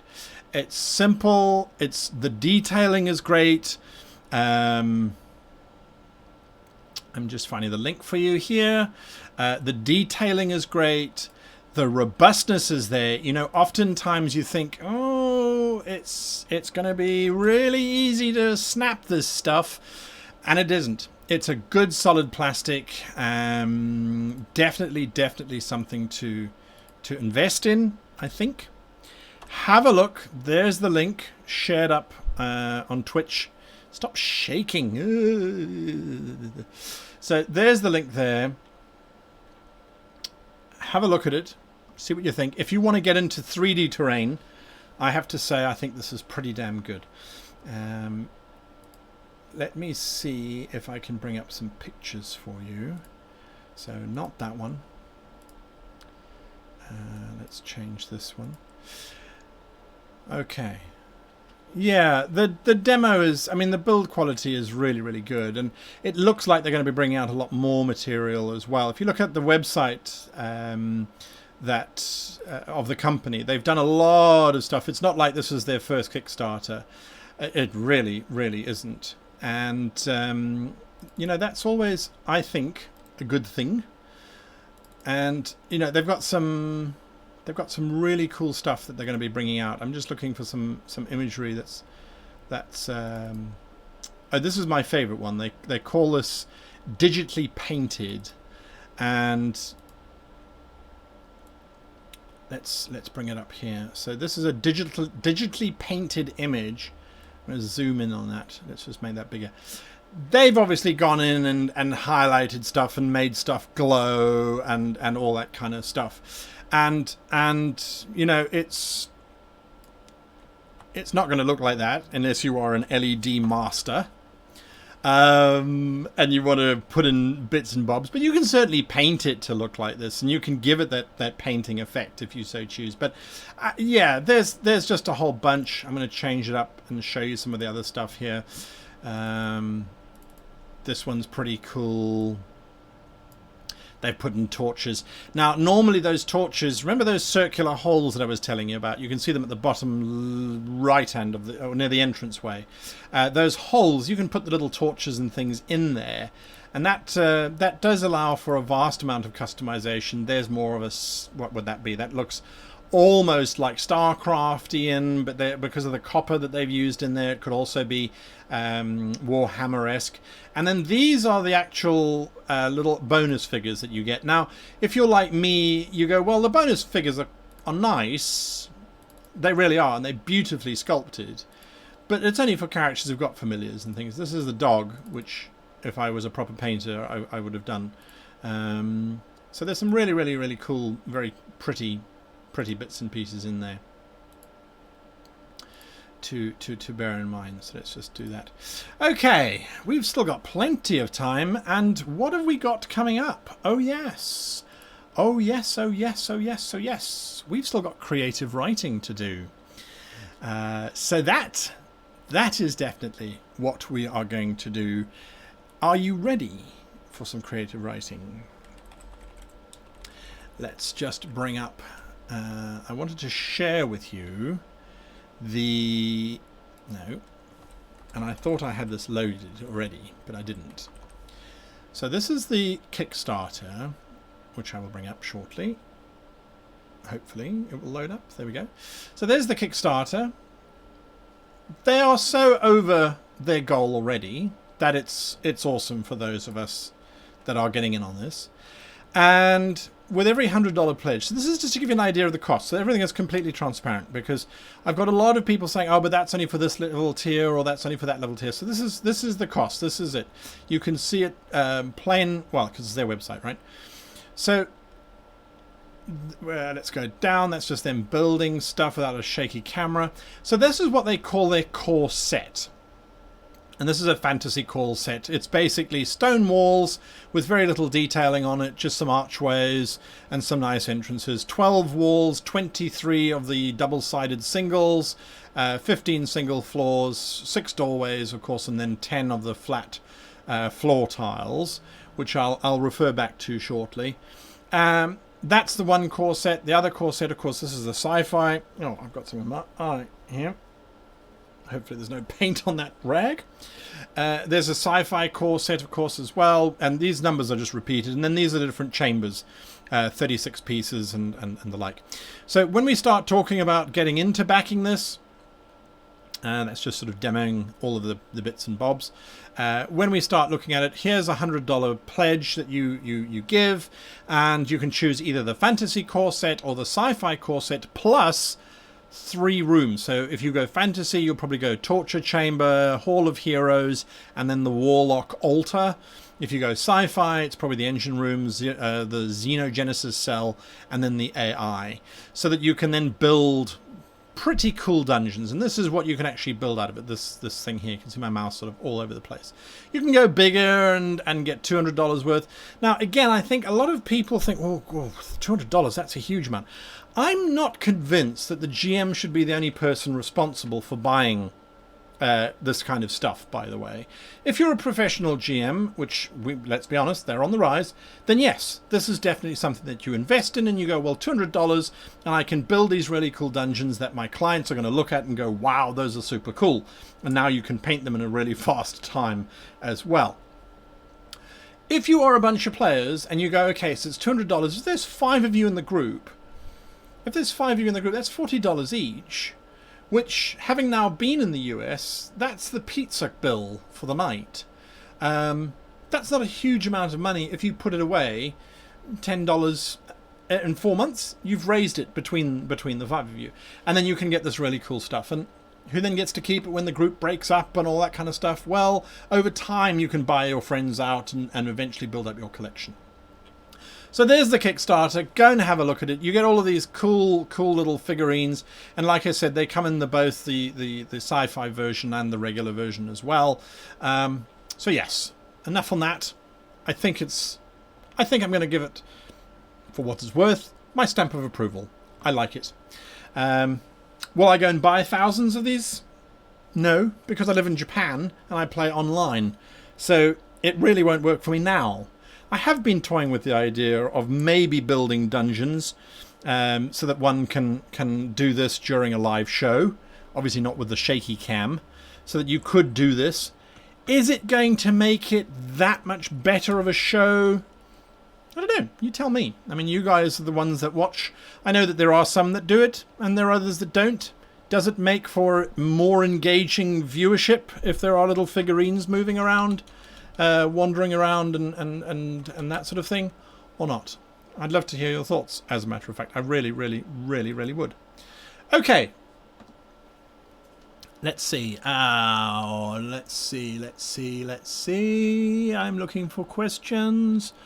Andrew Beazle says, how easy is it to see over the walls of the dungeon tiles? Do the rooms feel big enough?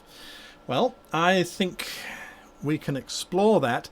Whilst we're exploring that, so we're gonna unpack this here. Whilst we are looking at this, the creative writing challenge, for those of you that are new to the show, we try and do a creative writing challenge every show where basically we stretch our creativity and you try and step outside the box and you throw your answer into the chat. Okay? So you throw your answer into the chat, share, and we don't judge, we discuss, we unpack, and we talk about. So that is definitely something to know. It's just for you to practice. What we're going to be talking about today, because I think that the important thing here is we're looking at dungeons, painting dungeons, building dungeons. I mean, that's sort of topical. One of the things that I do have to say that is really cool about a system like this is, let me pop this wall off here and pop it down there. If I say to you, you are walking down a corridor, hang on a moment, let's pop that one out, rotate it around so you get a better visual. If I tell you that you're walking down a corridor and the corridor is 10, 20, so each block is 20 feet, it's 10 feet, so it's a 40-foot long corridor. Sometimes theatre of the mind doesn't go far enough. So the opportunity that you have here is to say, this is what a 40-foot corridor looks like. And here is a figure standing in said 40-foot corridor. You can then also demonstrate point of view if you really wanted to. So you see through a doorway, you see through a rune carved doorway, sarcophagi embedded or coffins embedded into the wall. You're walking down this long passageway, coffins embedded into the wall. At the very far end, you can see a small hole built into an old window, which seems to have been enclosed recently. What is down there? There is a definite visceral feeling. Even with the very bad painting technique that I've used here, it definitely conveys something that I think for us as humans is it just makes it feel better, I guess. Now, in terms of the height, we've been talking about the height. If I lie a figure down flat, you can see that they are just on top of it, just above it. It's not too high. I think it's okay. In terms of does it make a big enough space? Well, that's up to you, he said. Oh dear, I see the discussion has now moved on to the price of pizza. It depends on what type of pizza you're getting, of course, but I was sort of looking at it going, well, it's about this much. It's about that much from what I could see. I'm just trying to get this little this square out. So that's popped that out. We're going to make a square room of 40 foot by 40 foot.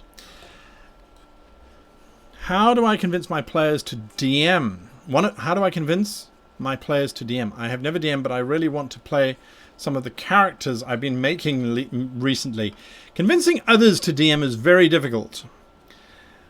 If you want to play, of course, it would be better to run a game and get them encouraged that way. I'm just popping in these little pieces so that we are using it correctly. Run a game first and see, but yeah, don't get too involved.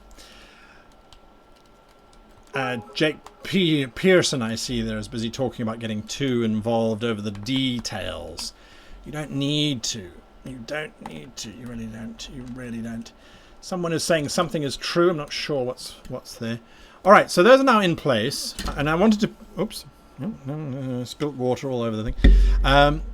I wanted to build it so that you could see how robust this is. It's not going to fall apart. Oh, that's why it's wet, because there's water all over it. Just with those two little clips in place. Is this a big enough room?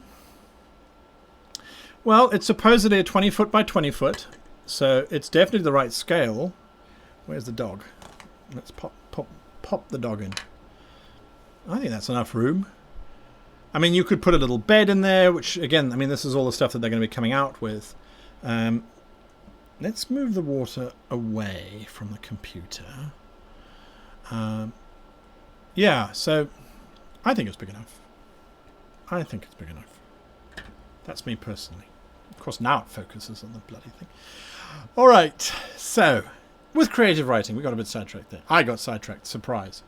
With creative writing, I want you to focus, I want you to describe a corridor to me. But you're not allowed to use any visual clues. So it's a corridor, standard corridor. Don't tell us whether it's a sci-fi corridor or a fantasy corridor or a modern day corridor. It doesn't matter. Describe a corridor without describing it visually. So no, it's a grey corridor, or it's a corridor made out of stone. That's visual. Stone conjures up an image in my head. So try and avoid those kind of descriptions. Tell me how the corridor feels. Tell me how it sounds. Tell me how it smells. And try to convince me that this is a real corridor. So that's the creative writing for today, is that oftentimes as game masters, as people who are trying to be creative, we forget that particular detail. Whilst you're doing that, I'm going to finish playing with my toys here. Just to see. This is two sets combined, basically. I can close that off. Now, why do we talk about describing things in the dark? There are many times when characters have, say, for example, dark vision. If you're running something like Dungeons and Dragons, dark vision does not allow you to see color. Yes, it allows you to see in black and white, But I've always thought that it should be described slightly better than just it's in black and white. Just write a few lines. You don't have the ability to write a whole sentence in the chats of Twitch or of YouTube, as a matter of fact. I think you're limited to 250 characters. So, yeah. I'm just busy putting this together. I think that's a pretty exciting little space. We've got 2 coffins on that side, 2 coffins on that side, and then an entranceway from there. It would look a lot more convincing if these were painted brown, if those floorboards were painted brown. So I think there's plenty of space in there. I think that's pretty good.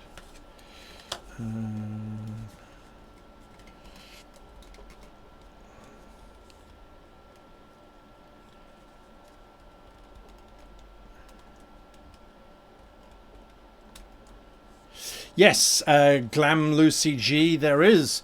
Normally what we do, and this is because, well, to be perfectly honest with you, I thought I had plenty of time on my hands. I thought I had plenty of things going on. And apparently I did not. So normally that's what you'll see on the stream. But I was stressing over doing this painting, as a matter of fact. I wasn't thinking particularly clearly. So there you can see it's streamed both to YouTube and to Twitch. And so that will allow you to then see what we're talking about. All right, so yes, let's have some of this claustrophobic walls tightly echoing the drip of water in the distance. Too dark to see the distance. The heavy, stagnant aroma of musty stone and old wood riddled with age. I like that, but the drip of water, the atmosphere could be humid, perhaps. Or perhaps the floor seems slightly slick with moisture. That would account also for the dripping. Scott Williams, the dark hallways reeking of decomposition, the walls oozing blood as the floor shifts and trembles underfoot. You can hear the moaning and groaning of undead or tortured souls. I quite like that. I think that's pretty cool. Katiz86, as the wind drifted musty odours towards the party, the corridor echoed with the distant sounds of drips. Lots of drips happening. Lots of dripping going on. The air was warm to the skin and crisp to the lungs. The faint musk of stagnation drifted by, intermingled with the smoke of an unknown fire. The whisper of candles licks at your ears. Ooh, interesting. Interesting. I like that one.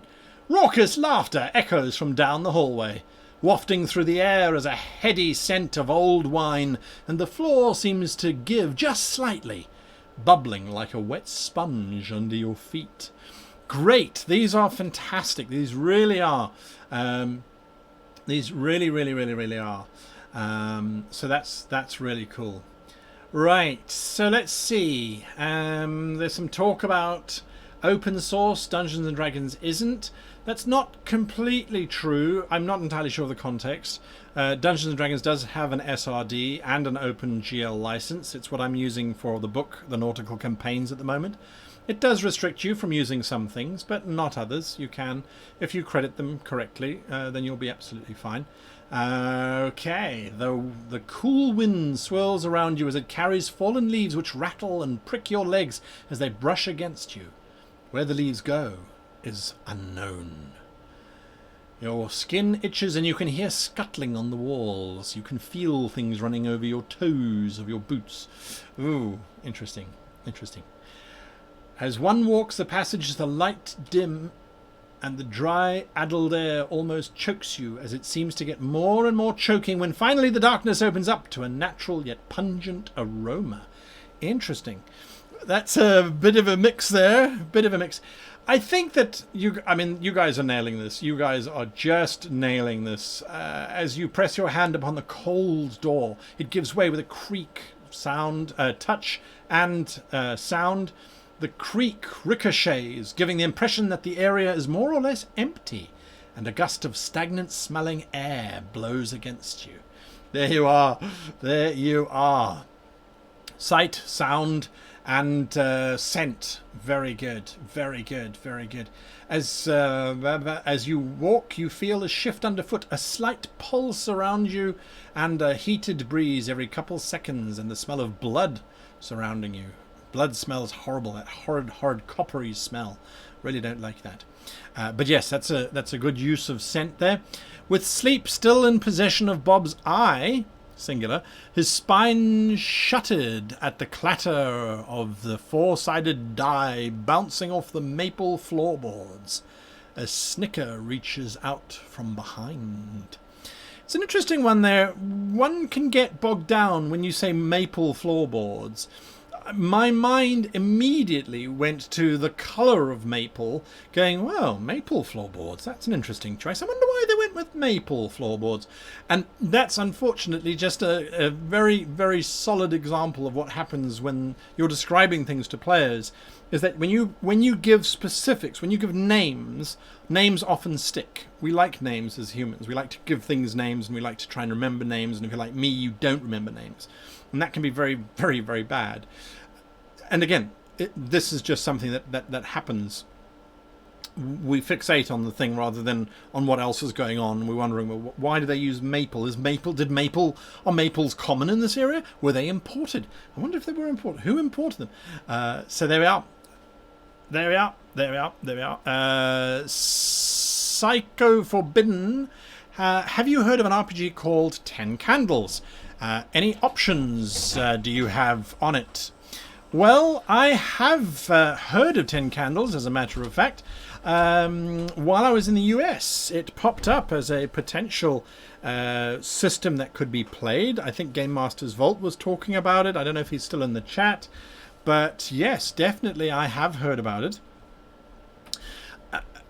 To be honest, I believe it's a diceless system. It's all about creativity. It's all about those kinds of things. So it's always interesting when you get to that point where it's diceless, or the dice are used for very specific things. But yeah, I don't know. I'd want to play it. I'd want to play it before I go anywhere else.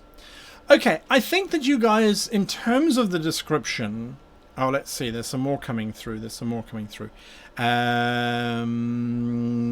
It seems they built it for the blind, but they only thought that with the delay of light, your senses were delayed. Walls smooth to the touch turned rough and then sharp as he reached the opening, an indicator of danger. That's quite cool. Where you talk about smooth stones suddenly becoming rough, suddenly becoming sharp. It's a very good use of, again, a descriptor of touch to give a clue, which I think is really, really, really awesome. Fahad Saud asks, how long has it been since you had an in-person session? I ran an in-person session, let me get my dates right, last week Tuesday when I was still in the US. I had a wonderful afternoon, or evening I should say, with my players. We were doing a bit of a ship, it was 5th edition. The guys had a ship and they were trying to track down... they were just trying to repair their ship, basically, and it started to go on this wonderful journey of intrigue and all kinds of things. They went to a pirate town, of course, and the pirate captain had different things, so that was a lot of fun. Okay, still, let's see, looking for some more questions. No, still, does anyone know of a system which works for my setting? It's a modern setting with magic. The gods and the supernatural are hidden behind a veil that only some people can see past. I would recommend D20 Modern with their Urban Arcana rule set. I like the D20 Modern system. It's kind of like D&D 3.5, but not. It's slick, it's efficient. It's one of my go-tos when I want to do a modern day setting. I really do default back to that. White Tiger, we rolled life paths in Mecton Zeta. It has no real gameplay effects. One player rolled up slave poor and another noble wealthy. Thoughts, just curious. Well, of course, when one sees slave and noble, there is that story, and of course, it's not The Little Prince. It's gone straight out of my head. The Prince and the Pauper. that old classic about a prince and a pauper who look very similar, and the prince pays the pauper to basically impersonate him so that the prince can go out and live a real and normal life. And of course they discover that they're twins separated at birth and that they're both actually princes. So you can play with those different types of ideas, or have the slave owned by the noble who's wealthy. Let them explore that option. I've certainly had that before, where one player has been subservient to, well, one player character has been subservient to the other player character. It can get a lot of fun, and hopefully eventually they get liberated. So there is a nice character progression that happens. Elysios says, how do I pull off a big reveal plot twist moment? How do I drop hints in a way that doesn't overtly reveal the twist, but also doesn't make the moment seem like it came out of left field? That's a very complicated question. It's a very good question. It is something that we constantly have to strive for as storytellers. How do we reveal? How do we make these moments happen without sacrificing them and allowing the players to go, I saw it coming? That's okay sometimes. You can let the players go, oh, I thought that was what was going to happen. And then it happened. That was awesome. If it's too obvious, of course, then that's a fail. So the balance is very tricky. I think if you have, let's take an example. Let's say that the big reveal is that the mentor of the characters is actually the evil one. In order to make sure that it doesn't just feel as if it is left field, as you put it, there are going to have to be adventures beforehand where there are things that lead towards the mentor being evil, being twisted and corrupted, but that are not specifically giant arrows saying this is evil person, this is bad. They are more things like a note which mentions the first letter of the mentor's name, but which they think is the first letter of somebody else's name. Subtlety is the key here. But, again, a few of those, I call them seeding. You need to drop them around so that the mentor is suddenly wounded. Why were they wounded? Oh, they were out doing something, they got attacked. Something as dismissible as that. Who were they attacked by? The authority, because they were doing something evil. So they don't get that piece of information. You need to have it planned in your head, though, so that you can give them snippets. And if they get too close to discovering it, don't give them a blind side. Don't say, oh, no, you're completely wrong. Let it be discovered and evolved. Because if they discover the twist, rather than you going, ta-da, here's the twist, it's so much more rewarding for the players because they discovered it. Their adventure became a real adventure, rather than just they come around the corner and then there's the GM going, supplies. All right. Few more minutes left before we finish today's stream. Jack, Linda, what are some of your favorite out-of-print systems, and would you consider running an adventure in one? When I left South Africa to come to Japan, I had to choose what books I was taking with me. I didn't have enough to bring them all. And I'm looking at the books now thinking, what out-of-print system? I would have to say, and it's not out of print anymore because they're bringing it back, the Star Wars D6 system was a lot of fun. A lot of fun for a Star Wars game that was released so early on in the role-playing world.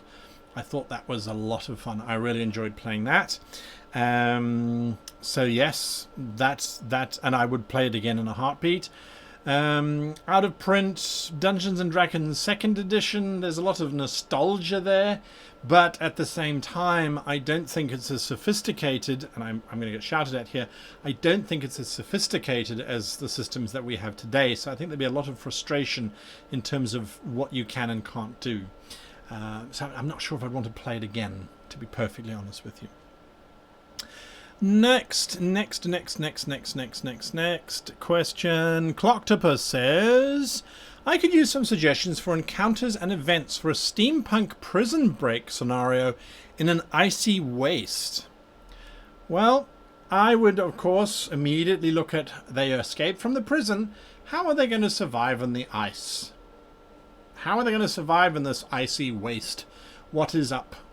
So I would let them have a contact, perhaps some gnome or some character who has a means of generating heat, but they won't give it to the PCs until the PCs have done several things within the prison. Prison breaks, and again, I have done videos on prison breaks. Prison breaks are all around assembling the team or assembling the items required in order for the escape to happen. That's the important thing. That's the actual fun part. The escape itself, that's really just entirely up to you as the game master, because it can be as easy or as difficult as you want it to be, and they can succeed or they can fail.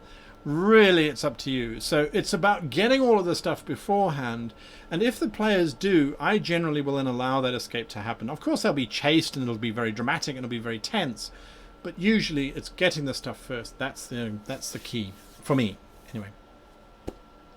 Angus Boys, how do you stay focused as the game master? I often find myself losing focus when I need to stall or there's a lull in play. I can hyper-focus personally. I can sit down and just lose myself for 2 hours, and so that's pretty much where my brain is at. In terms of focus, I think the challenge is for you as the game master is if you're preparing too much, then you don't have anything left to do. So then you're just tick boxing. Okay, next. At least that's the worst case scenario. So maybe plan less and then run on the seat of your pants and make sure that you're connecting all the dots. So make yourself more active by basically not planning, or at least having very broad plans and then trying to refine them as you're going and make them better. Perhaps that would be a way. I'm not sure. Jake Person says, how do you deal with a player who's gotten too powerful? I have a fellow PC who does 60 to 80 damage per turn while we're at level 5. It's a failing of the system, I think. It's also that they have done some power building, so they've got this really cool character. I would ask your fellow players, does it bother them? Does it irritate them? I would ask your GM, does it bother them? Does it irritate them? And if their answer is no, then you're the one who's out. Unfortunately, you have two options. Find a different group if they like power leveling or power play. That's absolutely fine. If you're the one that's like I said, not the one that fits, step out. Let them find someone who does power games so that they can play with you, play with them, and you can find a game that's more about narrative. If, on the other hand, everyone does have a problem with it, speak to the GM and say, listen, we do have this issue. How do we resolve it? How do we contain the disparity between this situation? And as a GM, it's going to be difficult for them because they've allowed this monster to exist. And I'm not saying the player is a monster. I'm saying the character has become a monster.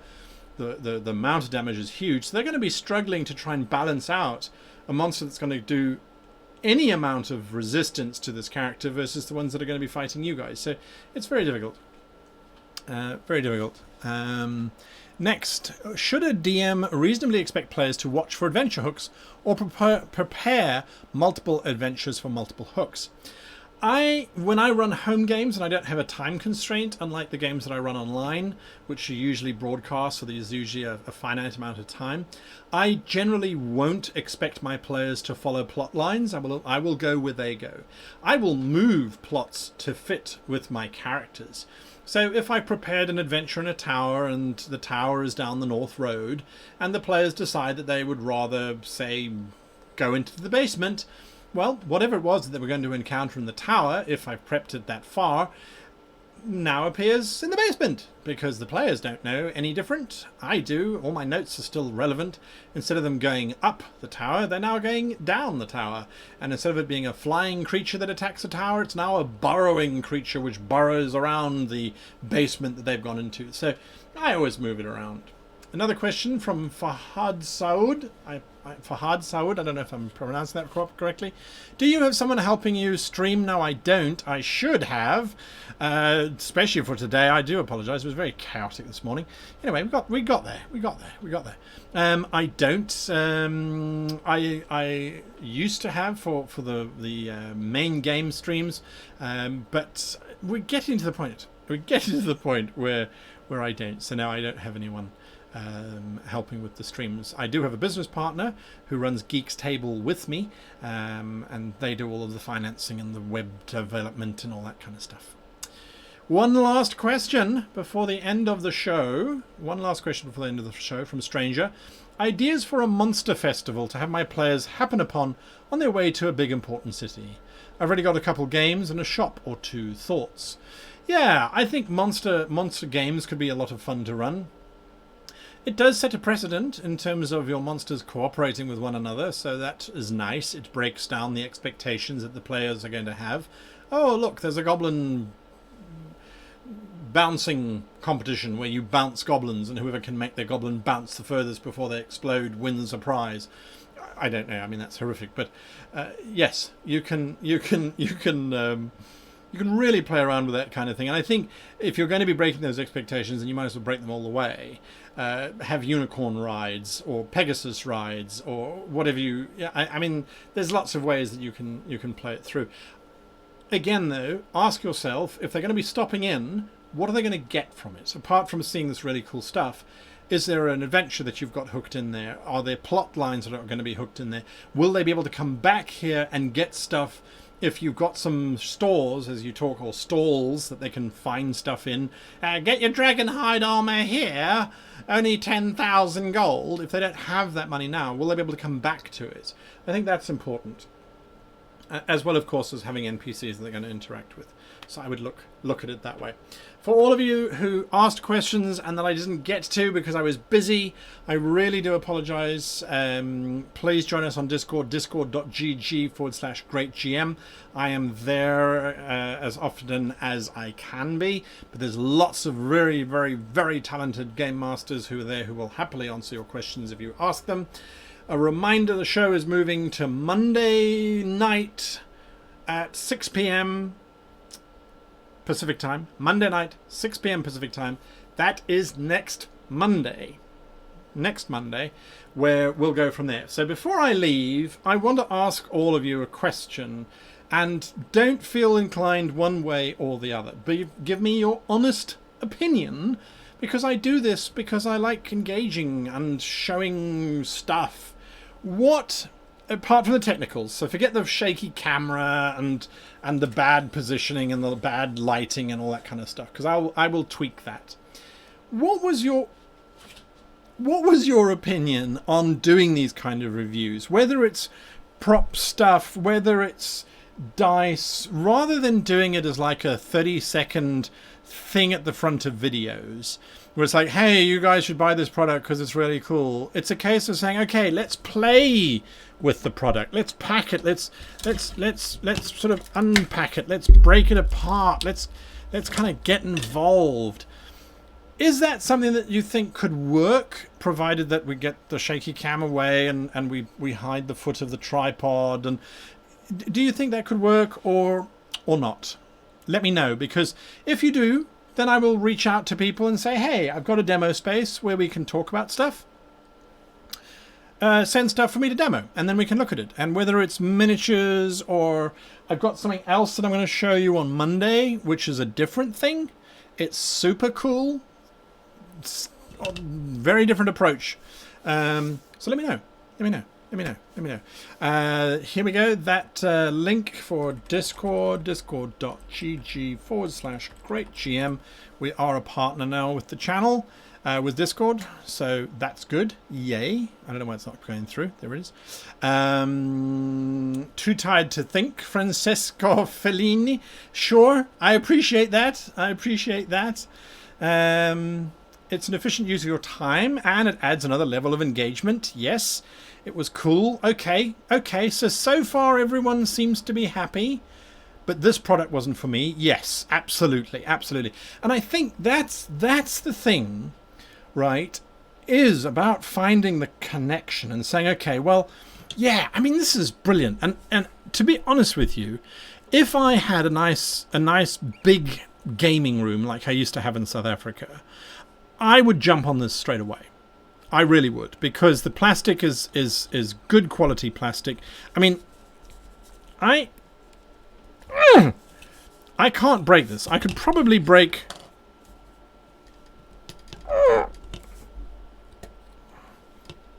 Okay, there we go. There we go. It's gone white. Okay, I'm not the strongest person in the world. So it's freaking robust. It isn't really warped, even though I bent it as much as I could. So I would jump on that if I had that space. Anyway. Okay.